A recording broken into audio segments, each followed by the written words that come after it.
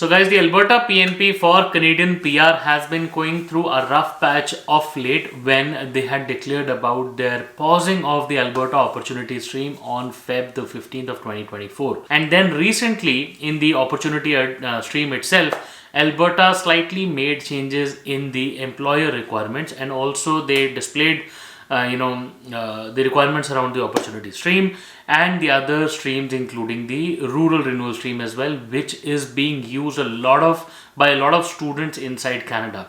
So today's video is all about Alberta PNP, Alberta Advantage Immigrant Nominee Program, and we will also discuss the big change that was declared by the provincial government with regard to their nominee program. Guys, please be sure to watch the video till the end. My name is Sahil.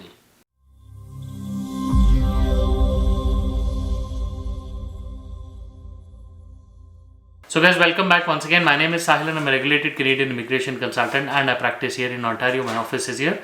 If you have to get in touch with me, my number is on the screen and the details are there in the description box. More than happy to speak with you.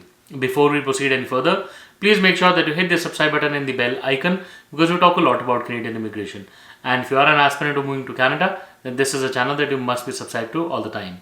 So guys, we are talking about Alberta PNP. Guys, overall, whenever people come to Canada, usually the province of Ontario or the province of British Columbia is supposedly their first choice of destination. Now, this choice of destination is based not only by the demographics, but it is also based on the fact that Ontario happens to have the most number of jobs. But when you start looking at PR programs, PR pathways, then people suddenly realize that Ontario may not be such a great choice, or British Columbia may not be such a great choice, just by virtue of looking at the federal programs of PR, where people generally go to first, and then they realize that if that is not happening, PNP would be the second choice. But if you look at Ontario PNP, there are interventions of EOI, expression of interest, and then points and draws, and not so many knockouts being picked up. Then people start moving out. Usually then comes the first choice of moving to Edmonton or Calgary. Right now, Edmonton and Calgary both happen to be in Alberta, and by virtue of their programs, Alberta PNP happens to be a lucrative destination.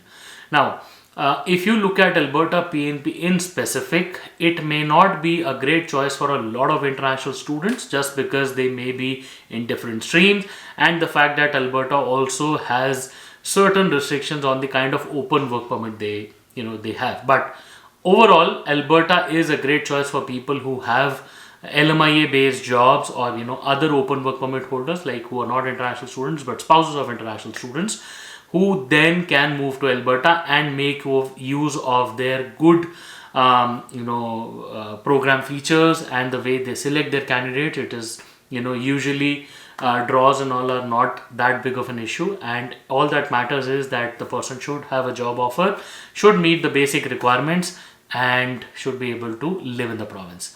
Now that brings us to the requirements, the generic requirement that would be used by the Alberta Immigrant Nominee Program streams, where people would have certain requirements, like they should be working in an eligible occupation, where Alberta says they have a list of occupations which are not eligible for Alberta PNP. So do check that out. Make sure that you're not falling in one of those knockouts.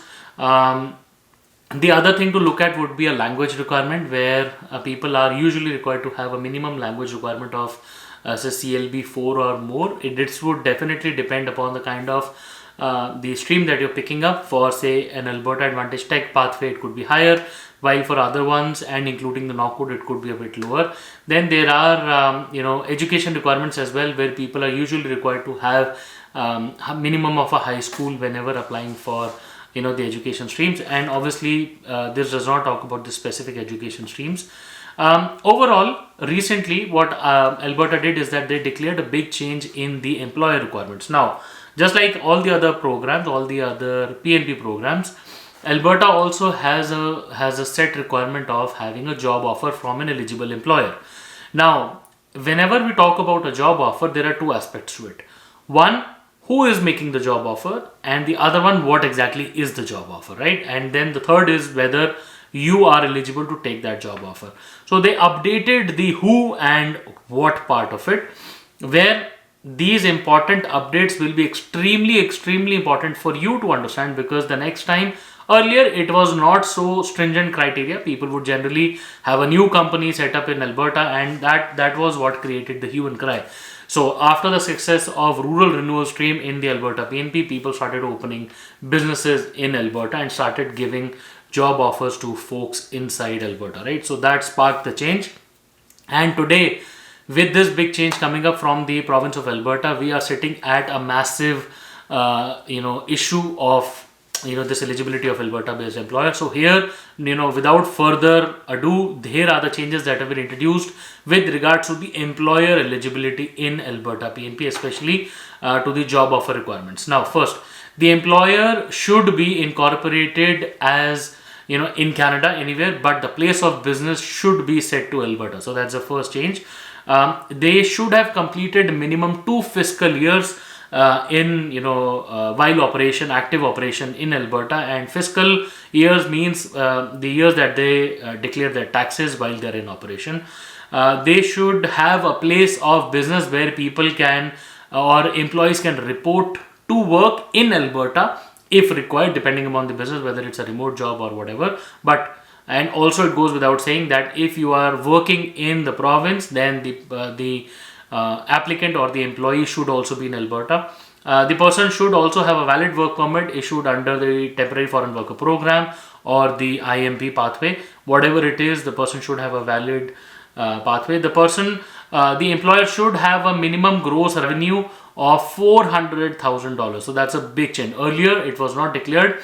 Like in Ontario, you have other figures, but in Alberta now, it has changed to $400,000 of the most recent fiscal years, and there should be minimum 3 full-time equivalent employees in Alberta. Equivalent means there could be 2 part-times as well, and they combine to make 1 full-time. So 3 full-time or equivalent employees plus a revenue requirement of $400,000 plus in operations for 2 years. While the 2 years in operation is mandatory, the province says that the requirements of 400,000 or 3 full-time employees can be bypassed, or if the employer is not meeting, can be met through other requirements. For example, they can be done by the number of people they support in a particular fiscal year. So that is the requirement that they place if they're not meeting the revenue requirements. They say in 2 years in operation, they can support total 1 employee. In 3 years, they can support 2. And for every additional year of operations, they can support 1 additional employee based on the number of years that they've been in operation. Guys, overall, these are the bigger changes of Alberta PNP that have been declared. So like I said, because people are not able to get PNPs in all the bigger spaces, I'm not talking about everybody, but a major chunk of students and people who move to Canada, then if you are looking for jobs in Alberta, make sure that you are looking for the right employer. Not only that, you should also have the right skill sets in order to take up that job offer. And on top of that, the employer should also be able to validate the requirement. Now, suddenly out of the blue, say a translation company requiring a civil engineer would not be justified, but then you have to justify that with your business plans, kind of expansions, and what kind of projects you're uptaking. So please be prepared with that mindset. So in a nutshell, Alberta will not allow sudden out of the blue new employers to start nominating people. There has to be a chain of authenticity attached to it now, and the province will do whatever it takes to verify all of that. Guys, I hope the video today was helpful, gave you much insights into what's happening in the world of Canadian immigration. If you have anything personal to discuss with us, please feel free to schedule a consultation and we would be more than happy to speak with you. Once again, we wish you all the best and we really hope to see you soon in Canada. All the best.